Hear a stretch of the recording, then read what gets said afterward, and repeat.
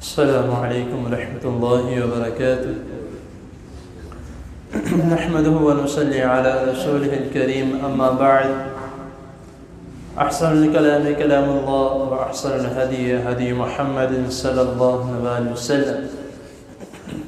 أعوذ بالله السميع العليم من الشيطان الرجيم، من همزه ونفسه ونفخه. يريد الله بكم اليسر ولا يريد بكم العسر. صدق اللہ العظیم. حضرت محترم،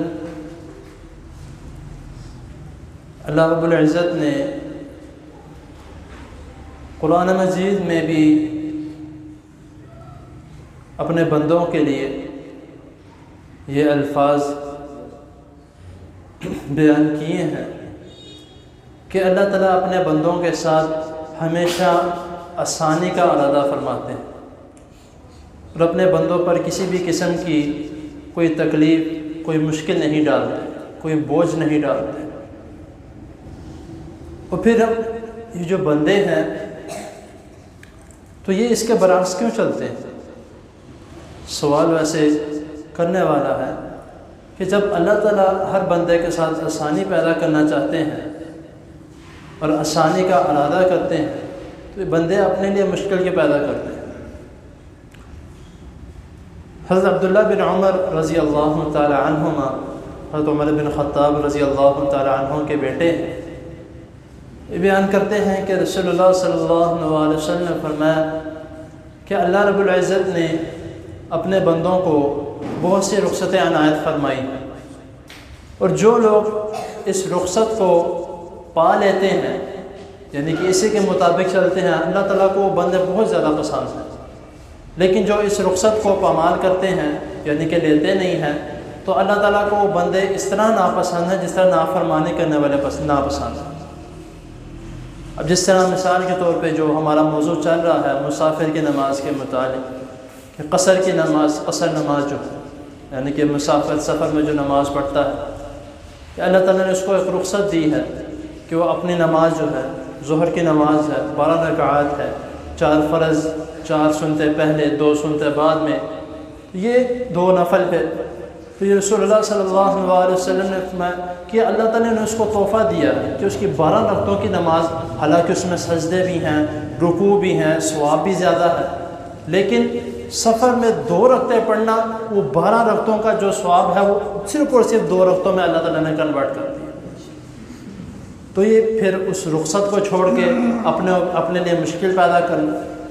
کیا اس طرح نہیں تھا کہ اللہ تعالیٰ یہ جانتے تھے کہ آگے جو ہے، جس طرح آج کے معاشرے میں ہمارے پاس گاڑیاں ہیں، بسز ہیں، ایئر کنڈیشنر، ہر چیز موجود ہے، تو سفر ہم تب بھی، لیکن اس وقت کا سفر اور آج کے سفر میں بہت زیادہ فرق ہے، لیکن نماز تب بھی وہی تھی اور آج بھی وہی.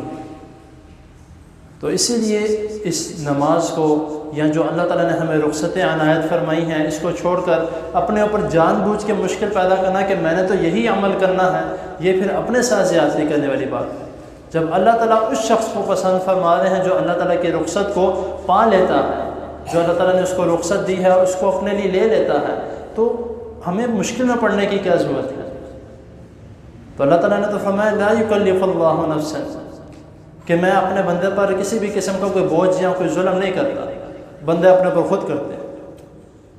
تو اسی لیے یہ ایک جو چھوٹا سا ایک حدیث ہے، بظاہر ایک چھوٹی سی بات ہے، لیکن اس کا مفہوم جو ہے اور اس کا جو اللہ تعالیٰ نے ہمیں حکم دیا ہے یہ بہت بڑا ہے کہ اللہ تعالیٰ اپنے بندے کے لیے صرف اور صرف آسانی چاہتے ہیں. تو ہمیں بھی چاہیے کہ جو اللہ تعالیٰ نے ہمارے لیے آسانیاں پیدا کی ہیں اس کو اپنے لیے پالیں، اس کو اپنے لیے حاصل کریں. اللہ تعالیٰ کے حضور دعا ہے اللہ تعالیٰ ہمیں جو سنا ہے اس کو سمجھنے کے، اس پر عمل کرنے کی توفیق عطا فرمائے. بیماروں کے لیے دعا کریں، اللہ تعالیٰ سب بیماروں کو صحت کاملہ عاجلہ عطا فرمائے. الحمد للہ رب العالمین والعاقبۃ للمتقین.